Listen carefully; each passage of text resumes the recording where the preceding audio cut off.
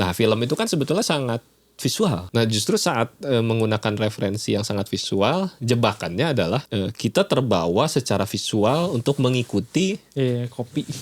Jadi mengcopy dari visual itu. Bahwa cara kita berduduk, cara kita berjalan, cara kita berbicara, itu tuh pun dari ingatan-ingatan yang pernah kita lihat sebelumnya.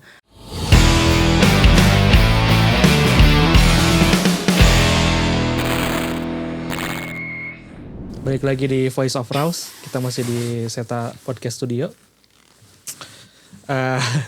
Sekarang ini kayak udah malam banget nih, jadi kalau juga mukanya udah gini. Udah seblay. Jadi kita bakal ngobrol-ngobrol soal referensi dan intensi yang mempengaruhi kita dalam berkarya. Kurang lebih gitu lah. Mungkin kita nanti bakal sharing apa ya? Mungkin pengalaman pribadi dan kebanyakan pengalaman pribadi lah ya, tentang gimana cara karya kita terlahir tuh dari apa gitu, referensi kita di belakangnya. Nah ini sebenarnya yang menariknya ulos sih. Oke, nggak, ini soalnya tema obrolan asalnya dari ulos. Gitu. Iya benar. Wahyu ya. Oke, jadi gimana nih loh pengaruh terutama referensi lah ya. Kita yang ininya tuh referensi dulu mungkin yang paling yang paling bisa dikuliti. Iya, sengaruh apa? Mempengaruhi apa? Apakah si referensi itu pada akhirnya bisa mendominasi atau justru hanya sebagai percikan awal atau hanya jadi bumbu-bumbu kayak gitu-gitulah. Kalau sengaruh apa saya kurang tahu ya, sengaruh apa, mungkin saya juga belum begitu tahu jawabannya kalau ditanya sengaruh apa. Tapi mungkin sejauh ini kalau saya tuh ada istilah kemarin tuh tiba-tiba nyeletuk disebut manusia ingatan. Kita tuh seluruh tubuh kita tuh ternyata itu adalah sel-sel yang bisa menyimpan memori. Benar. Otot juga bisa. Iya, benar otot bisa. Nah dari situ tuh kan berarti tubuh kita semuanya tuh terdapat ingatan ya, secara sadar nggak sadar ya, tertanam ingatan di situ. Nah kalau dilarikan ketika memotret atau berkarya, mungkin secara langsung dan tidak langsung, sadar nggak sadar itu akan mempengaruhi ya. Nah masalah porsinya itu saya kurang tahu, tiap orang mungkin bisa berbeda-beda. Atau mungkin tiap karya juga mungkin pengaruh referensi itu seberapa kuat atau enggaknya juga mungkin beda-beda ya. Maksudnya satu orang yang sama dia punya intensi referensi yang sangat kuat, bisa jadi enggak gitu. Kayak misalkan saya pernah bikin dulu pas lagi rame-ramenya NFT tuh. Saya bikin satu karya yang saya kaitkan dari referensi bacaan saya. Jadi dari referensi bacaan itu saya terjemahkan jadi fotografi gitu. Itu kan berarti secara di sisi itu berarti referensi itu udah sangat kuat tuh. Ya, dia sangat mendominasi sehingga akhirnya saya kepikiran untuk membuat karya tertentu berdasarkan referensi novel waktu itu, novel tersebut gitu. Mungkin tapi di karya yang lain juga kalau saya bisa sangat ada satu karya yang sampai hari ini nggak beres-beres. Judulnya Distant Colors. Saya motret dari 2015 sampai 2014 sampai 2019-an. Nah kalau itu mungkin kalau dicari referensinya tidak tahu saya juga. Karena waktu itu ya saya hanya berkeliling memotret di jalanan, di ruang publik tanpa tahu apa tujuannya. Mungkin ada referensi-referensi yang sifatnya visual yang mempengaruhi akhirnya bagaimana style tertentu muncul di situ gitu ya. Tapi saya rasa referensi yang lebih luas tidak mendominasi itu gitu. Barulah setelah karyanya beres, saya melakukan proses editing, muncul referensi tambahan. Itu ya. Nih referensi tambahan yang justru bukan dari fotografi, itu musik.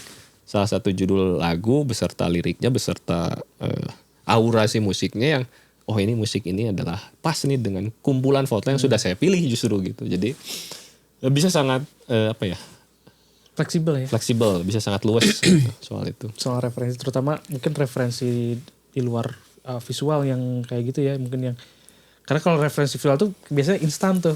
Kayak jadinya amati tiru modifikasi kayak gitu. Bisa kalau kayak gitu. Beberapa hari yang lalu saya ngobrol sama seorang kawan. Jadi dia seneng memotret tapi sekaligus seneng nonton film. Nah, film itu kan sebetulnya sangat visual. Benar. Meskipun ada tambahan yang lain ya, ada tambahan di situ, ada durasi, ada tambahan audio gitu, dan lain-lain lah, efek dan segala macam. Tapi sangat visual gitu pada dasarnya. Nah justru saat menggunakan referensi yang sangat visual, jebakannya adalah kita terbawa secara visual untuk mengikuti, copy. Jadi mengcopy dari visual itu gitu. Salah ya enggak juga sebetulnya gitu. Cuman takutnya jadi keterusan dan jadinya kitanya jadi nggak tahu sebetulnya yang ingin kita keluarkan dari diri kita tuh seperti apa sih sebetulnya gitu. Jadinya kayak bunglon gitu. Terlalu mendikte.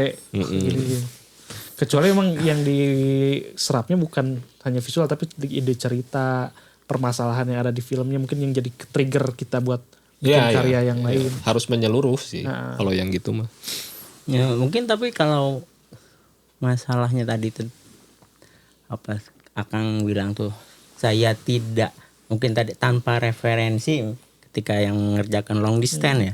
Distance color. Bukan tanpa referensi, saya nggak tahu referensi apa. Nggak tahu referensinya apa. Tapi mungkin kita agak diurut dulu itu tuh ingatan yang menjadi referensi atau referensi menjadi ingatan. Lebih ke ingatan yang akhirnya jadi bahwa referensinya setelah saya cukup berjarak dengan karya tersebut, saya bisa menyimpulkan bahwa yang menjadi referensi utama ya dari karya tersebut adalah memori gitu. Memori, terutama memori masa kecil saya gitu waktu itu. Jadi saya waktu kecil itu sering diajak keliling naik mobil malam-malam jam 8 gitu. Mobil. Saya ingat mobilnya Fiat. Mobilnya Fiat seri apa ya? Saya nggak tahu lah seri apa. Pokoknya saya ingat mobilnya Fiat. Karena saya susah tidur kalau di rumah. Jadi ajak keliling itu biar tidur, udah itu digendong masukin ke rumah gitu.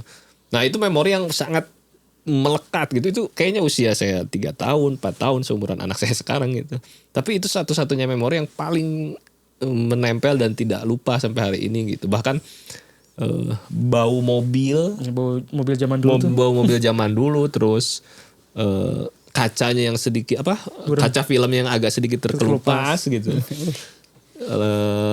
Kemana saja saya dibawa berkeliling itu ingat gitu sampai hari ini gitu. Jadi itu kalau itu kasusnya karya saya seperti itu, jadinya itu yang akhirnya menjadi referensi saya untuk memotret karya tersebut, yang di dalam karya itu pun ada foto-foto di malam hari gitu. Saya berkeliling malam hari gitu.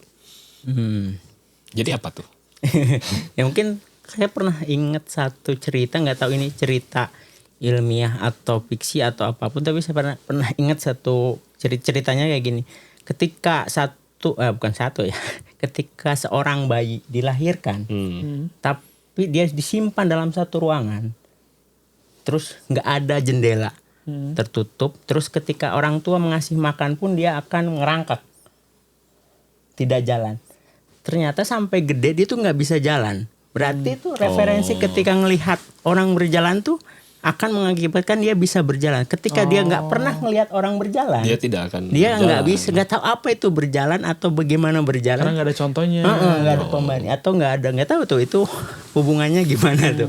Terus saya pernah nulis tuh di IG, saya nggak lupa tuh jelasnya gimana. Bahwa cara kita berduduk, cara kita berjalan, cara kita berbicara, itu tuh pun dari ingatan-ingatan yang pernah kita lihat sebelumnya, ataupun dari keluarga, ataupun dari teman, kayak gitu-gitu kan. Kayak aksen kan terbentuk dari itu aksen.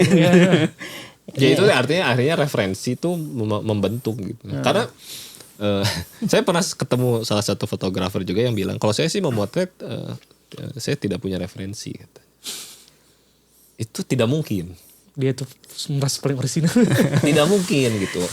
Kalau ngomongin visual tuh setiap hari tuh kita banjir visual. Iya, apalagi sekarang budaya visual. Gitu. Jadi tidak mungkin ada yang tidak nyantol ke kepalanya gitu saat berbicara bahwa kecuali dia tunanetra. Pasti reaksinya dia. Ya tapi menarik tuh. Jadi ada penelitian, saya lupa nanti mungkin bisa kalau saya niat saya masukkan lah ini aja. Kasus yang tunanetra tuh. Jadi percobaannya adalah memberikan LSD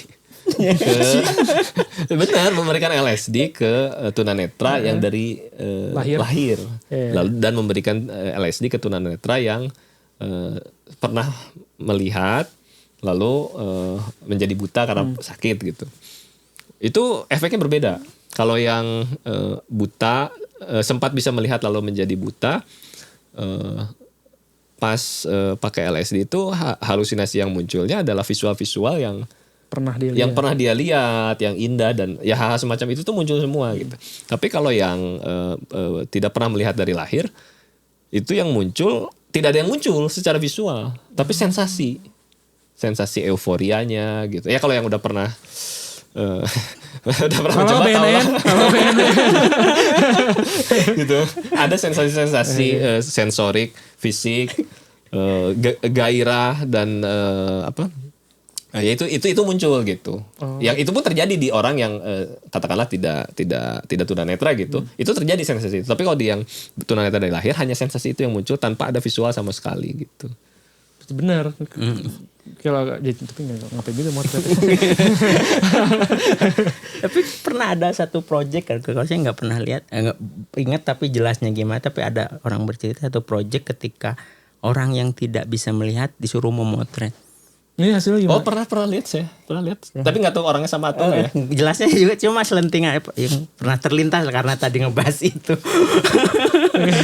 Hasilnya gimana loh? Saya juga kurang tahu, cuma dapat cerita itu saya aja. Saya pernah lihat, kalau nggak salah sih yang pernah saya lihat ya, mungkin nanti bisa sambil dicari. Banyak fotonya itu di kereta. Jadi dia jadi penumpang kereta dan memotret gitu. Kalau nggak salah sih pada akhirnya si foto-fotonya dipilih sama yang temannya gitu yang bisa melihat gitu. Untuk ternyata ya ada sudut pandang yang tentu saja berbeda gitu, bahwa dengan apa yang ya secara teknis tidak bisa disamakan lah dengan yang memang ini ketertarikannya dari suara dulu dari ya. Suara, dari mungkin sentuhan, dari bau atau apa gitu. Tapi ya bukan berarti tidak bisa ya, artinya nah itu yang jadi referensinya kan pada akhirnya kalau untuk kasus khusus seperti itu yang menjadi referensinya adalah non visual pada akhirnya gitu. Dan nggak tahu sih, kalau saya sih cukup banyak yang alasan saya pada akhirnya banyak berkarya yang akhirnya menjadi referensi saya, cukup banyak yang tidak berasal dari visual, justru dari musik, dari bacaan, fiksi ya, sesuatu yang fiksi, bahkan non fiksi juga bisa jadi gitu, suatu isu gitu. Nah, nyambung yang tadi tuh saya jadi ingat juga bahwa mungkin nggak tahu itu nama teorinya apa, saya sering lupa gitu istilahnya. Tapi jelasnya itu gini, mungkin itu fisika ya. Energi yang masuk sama dengan energi yang keluar. Kan kita tuh punya 5 panca indera. Ketika satu panca indera ditutup kan energinya sama masuknya. Jadi berlebih ke yang lain gitu. Nah, mungkin cara melihat mereka itu akan dengan yang 4 ini. Benar. Mungkin definisinya melihat tuh akan berbeda ya. Kayak di film John Wick tuh. John Wick yang keempat Donian gitu kan. Iya. Ya benar-benar sih mungkin kayak gitu. Jadi ada sensitivitas lain yang jadi lebih, jadi karena berlebih. Yang satu tidak ada. Itu menarik sih. pengen tahu fotonya, bentuknya, tapi lupa ya, ntar mungkin kita coba dicari lah. Cari terus kita masukin aja linknya di deskripsi. Terus apa hubungannya sama referensi? ya kan tidak punya referensi berarti.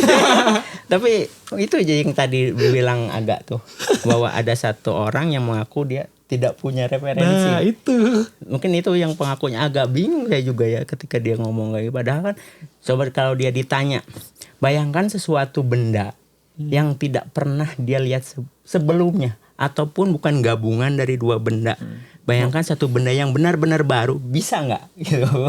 Pertanyaannya ya, kalau dia tidak punya referensi. Iya, misalkan segitiga bulat gitu.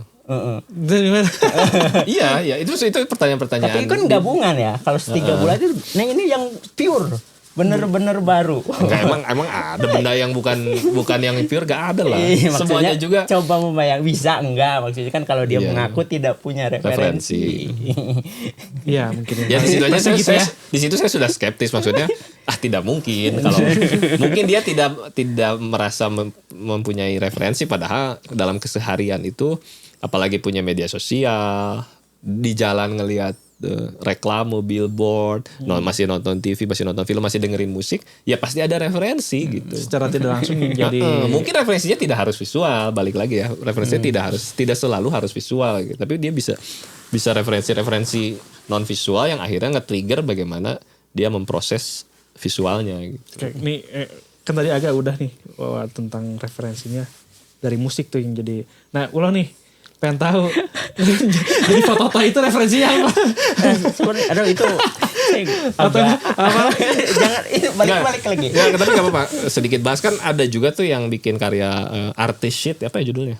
Ya artis shit. Itu terpengaruh itu apa enggak? Atau baru tahu belakangan? Baru tahu belakangan ketika mencari. Okay. Itu sebenarnya referensinya pengalaman pribadi dan nggak tahu. Nah itu masih sebelum tahu juga kan ketika kita tuh mesti mempertanyakan juga, saya sih bukan kita ya, jangan ngajak orang lain. Maksudnya saya mempertanyakan kenapa saya suka ini, kenapa saya nggak suka itu. Nah kenapa? Nah itu balik yang tadi Arif katakan, kenapa saya ngerjain itu tuh mungkin yang saya dari kebiasaan saya. Kenapa saya bikin itu? Tapi alasan nggak tahu, saya belum nemu alasan kenapa saya begitu. Begitu tuh tolong jelaskan. Suka megang tai. Ya itulah. Mengobservasi. Dan saya menganggap itu tuh mengagumkan dan apa ya namanya? Relaksasi kayak gitu. Nah itu tuh nggak tahu kenapa penyebabnya. Apa tuh awalnya tuh saya masih belum tahu ya sebenarnya. Tapi itu ketidaktahuan itu muncul belakangan sebelum karyanya.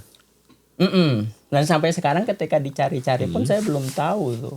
Tapi berarti itu menjadi salah satu landasan akhirnya kenapa membuat karya itu. Oh, jadi ada intensi berarti. Intensi membuat karyanya itu didasari dari tadi hal-hal yang kenapa kok pandangan saya agak berbeda dengan hal ini, kenapa ya kayak gitu-gitu berarti. Ya, karena kemarin tuh sempat menemukan kemarin juga cerita tentang ada estetik menjijikan, disgusting estetik. Dan ternyata estetik itu ini pengetahuan saya mungkin bisa di-cross check ataupun disanggah. Ini berarti tandingannya estetika banal. Enggak. Estetika menjijikan. Enggak, estetik itu secara sederhana saya artikan ya adalah sepengetahuan saya yang mungkin dari ngobrol sama teman gitu. Bahwa itu hanya masalah perspektif. Estetika itu adalah perspektif. Bukunya tebal tuh. Itu ada kan bukunya tebal estetika ya. Gitu. Nah dari situ tuh mungkin estetika disgusting tuh yang saya kemarin dapat tuh bahwa di situ tuh dibilang bahwa hal yang menjijikan itu sifatnya universal. Misalkan itu kotoran kayak itu kan universal. Tapi ternyata tidak berlaku buat saya. Dan itu tidak menjijikan buat saya. Nah itu yang saya cari. Kenapa? Apakah sejak lahir mungkin ada yang miss dalam ingatan saya, mungkin yang belum pernah bisa makan kali. Hah? Pernah kemakan? Enggak tahu tuh. Ya, siapa tahu kan waktu kecil makan tai enak terus gitu. Apakah pola hidup saya ataupun nggak tahu tuh itu.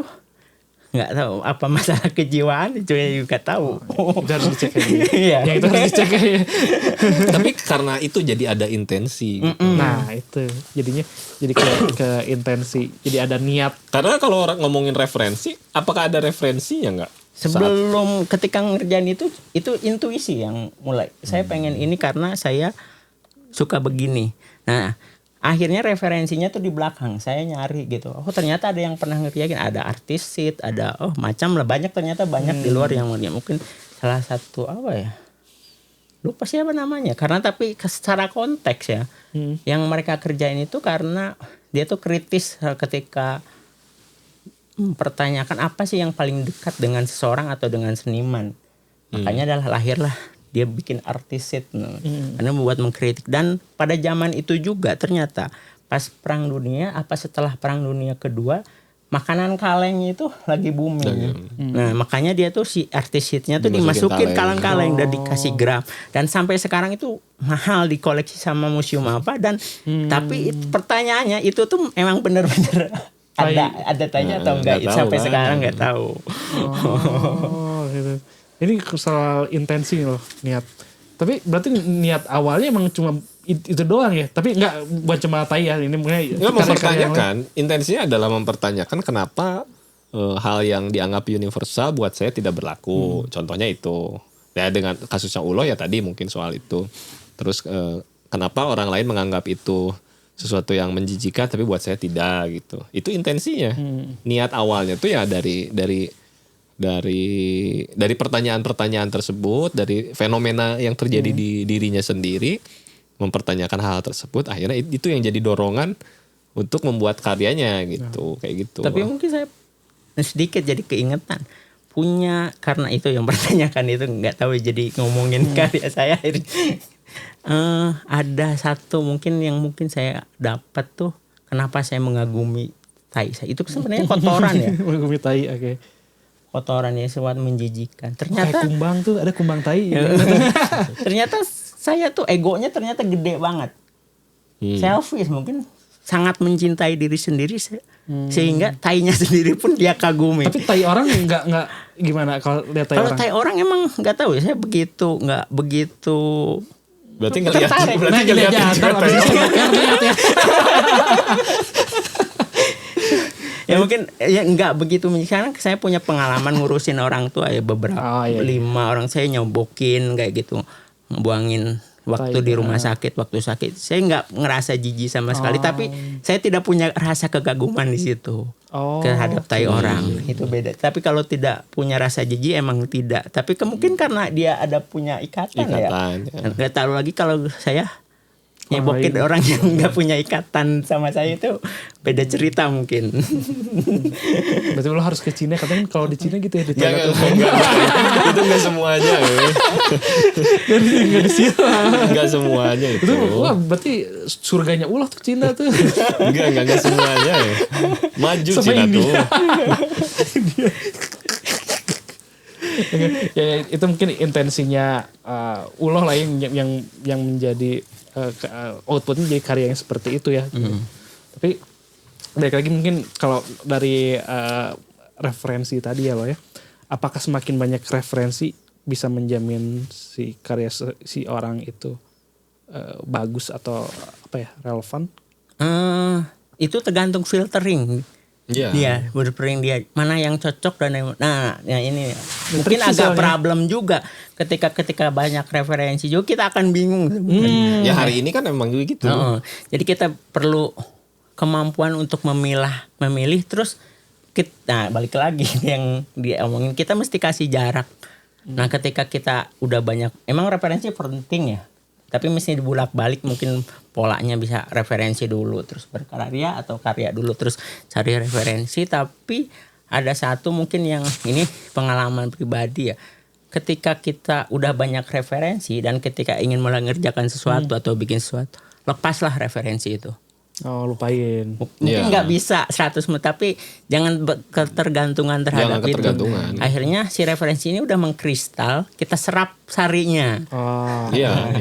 Mungkin begitu ya. Iya. Sepakat sih, karena kalau saya sih melihat suatu referensi visual, ya tentu saja apa yang menjadi referensi saya pasti saya kagumi kan secara visual gitu.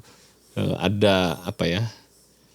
Ya kalau saya suka sesuatu tuh jika ya numur ringkak gitu, halus gitu lah jika gitu. Bulu kuduk pergi. Nah itu berarti ada sesuatu di situ gitu. Tapi nggak berhenti di situ gitu. Justru harus dilogiskan gitu. Kenapa foto ini jadi menarik? Konteksnya apa? Kalau misalkan gitu ya? kalau ini dalam konteksnya dalam sebuah buku misal, ya karena saya lebih sering berhubungan dengan buku gitu. Saya lihat nih proses ini gimana sih editingnya, yang dipilih itu foto seperti apa, sequence seperti apa, diurutkannya dengan metode, dengan cara yang seperti apa. Nah hal-hal teknis dan logis itu yang saya terutama yang saya serap gitu. Selebihnya ya tadi mungkin apa ya udah mengkristal aja, itu mah jangan dijadikan patokan yang terlalu baku terhadap si karya kita gitu. Nantinya karya kitanya malah nggak muncul gitu, malah kitanya jadi orang lain yang muncul di situ. Teknis itu justru yang kalau teknis kan bisa kita replikasi di berbagai kemungkinan gitu. Misalkan mau motret suatu portret, saya misalkan mau memotret portret tapi saya ingin kesannya tuh kesan menegangkan misal gitu. Kan saya bisa lihat referensi sebetulnya seperti apa sih yang orang-orang yang punya tema-tema yang sifatnya menegangkan misalnya gitu, pencahayaannya kah seperti apa, terus jaraknya seperti apa gitu.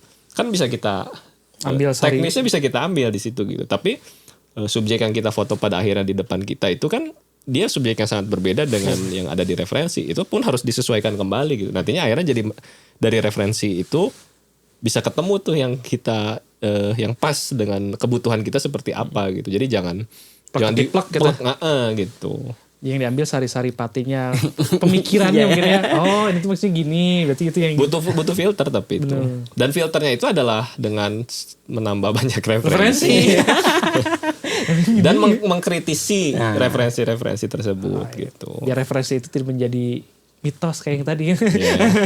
Ya tapi mungkin referensi itu nggak cuma kita hanya melihat dia, tapi kita mungkin mesti mempertanyakan ini kok dipakai ini ya. Awalnya tujuannya apa? Mesti ditarik ke belakang dulu, terus kecocokan sama referensi sama yang apa yang kita buat tuh apa? Apakah berceritakan hal yang sama ataupun punya intensi yang sama? Ya, mungkin ya itu filter itu tuh kan emang mesti tool itu tuh mungkin yang mesti kita punya ya ketika memilih mana referensi ya. Mungkin referensi kita menyerap tuh bisa apa aja banyak, tapi ketika kita mau keluarkan ya kita mesti pilih lagi. Iya benar. Dia ada memilih itu dengan kritis. Balik lagi sih ya, ujung-ujungnya agak kritis ya. Kayaknya ya. Tapi masalah intensi itu kan niat. Saya jadi keingetan dulu tuh pas pameran manifesto pasar tuh. Saya kan bikin karya tuh judulnya Intention. Sebenarnya dulu tuh cerita fotonya mana ya? Dia tuh kayak istilahnya fotogram tapi kayak yang fotogram. Fotogram kayak gitu. Saya sebenarnya itu mempertanyakan kembali kenapa saya mau menggunakan medium fotografi untuk berkarya. Dan itu kan emang mesti kita pertanyakan lagi. Kenapa kita cocok? Di situ saya jadi judulnya judulnya Intention. Terus kenapa tuh tadi sebelum syuting nanya intention itu apa? Mesti salah. Kan takut mengkonfirmasi, takut kepleset. Terus dan dari situ pertanyakan, saya berangkatnya balik lagi ke kata fotografinya tuh foto sama grafis. Yang mana fotos itu cahaya, grafis itu ada yang bilang mencatat, ada yang bilang melukis, banyak lah itu. Nah dari situ saya menekankan dengan mencatat. Ternyata ketika itu ya, saya kenapa cocok menggunakan fotografi ketika ditarik kayak gitu, ternyata segala sesuatu tuh jangan lupa niatnya. Ternyata niat saya awal tuh niat ya. Jangan lupa niat walaupun lupa tujuan, karena tujuannya ada di awal katanya. Jangan lupa awal walaupun tujuan, karena tujuannya ada di awal. Saya ingat kata teman itu. Terus ternyata kecenderungan saya kenapa cocok menggunakan fotografi itu karena sifatnya dia mencatat, dan saya pakai itu sifat fotografi yang mencatat itu dengan mencatat pikiran-pikiran saya untuk saya pertanyakan kembali. Yang walaupun belum tentu ada jawabannya. Nggak harus selalu ada jawabannya. Kadang segala sesuatu itu tidak selalu harus ada jawabannya, biarkan begitu saja juga. Atau mungkin nanti jawabannya sekian tahun. 10 tahun. Ini ya jadi gitu. Masalah gitu. Tapi yang sia-sia gitu. Intensi itu memang pasti setiap orang pasti beda-beda, dia punya intensi kenapa memotret. Mungkin ada yang intensi memotret niatnya karena ingin melepas penat gitu. Ada gitu. Ada yang memang untuk mempertanyakan kayak Ulo gitu, mempertanyakan pikirannya sendiri ada gitu. Atau ada yang intensinya karena melihat ketimpangan sosial gitu, terus hal-hal yang negara gitu, itu kan ada juga gitu. Jadi tentunya itu adalah topik yang sangat luas sebetulnya, bisa macam-macam gitu kalau ngomongin intensi gitu. Tapi tentunya intensi dan referensi itu kayaknya juga nggak bisa benar-benar dipisahkan gitu pada praktik ya, pada praktik berfotografi gitu. Begitu. Ini terakhir nih. Foto atau Ulo ada nggak sih karya yang Ulo suka banget nih misalnya, atau agak lah suka banget, terus ketika dicari referensinya sampai dicari gitu si referensi karya ini tuh dari mana?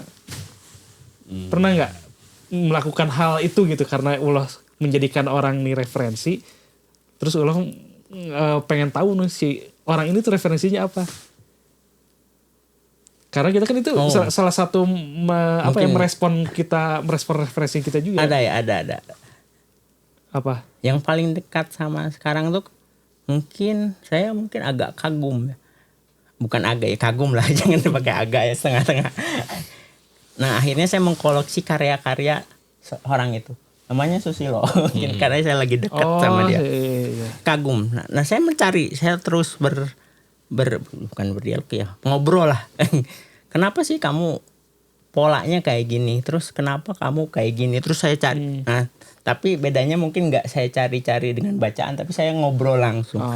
Kenapa orang ini tuh suka menembus batas-batas, suka hal-hal yang ekstrim, mencapai titik ekstrim. Nah, itu yang sebenarnya yang buat saya tertarik sama Haryadi.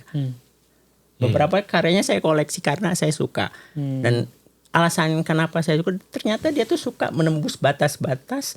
Dan ternyata latar belakang ketika saya tanya di apa namanya, di Tembilahan tuh emang sosialnya atau lingkungannya mendorong dia punya kecenderungan suka menembus batas.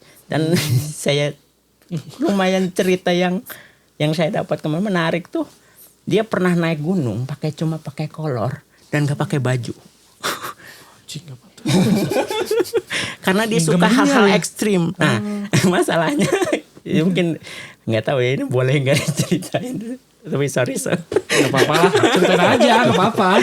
Yang udah diceritain dia tadi, maksudnya tuh akhirnya tuh yang kemarin saya dapat ceritanya tuh setelah naik gunung dan nggak cuma pakai kolor dan nggak pakai baju, seminggu kemudiannya dia nggak bisa jalan. Iya, emang nggak boleh itu harusnya. Dan itu tuh sebenarnya yang buat saya menarik ya. Dan akhirnya saya gali kayak gitu. Oh, jadi itu ya, jadi nyari taunya dengan cara ngobrol karena kenal. Nah, ini kalau kasusnya nggak kenal, ya mungkin bisa baca. Ya sih, kalau saya sih usahanya untuk menggali referensi tertentu ya semua tools. Misalkan bukunya ada uang beli. Terus kalau buku itu dibahas di artikel-artikel yang tersebar di internet, baca gitu. Terus juga lihat karya-karya sebelumnya, karya-karya sesudahnya gitu kalau itu. Jadi memang harus apa ya? Ya harus digali. Ya yang dilakukan Ulo juga kan menggali sebetulnya dengan cara wawancara, dengan cara ngobrol, berteman gitu. Itu juga menggali sebetulnya.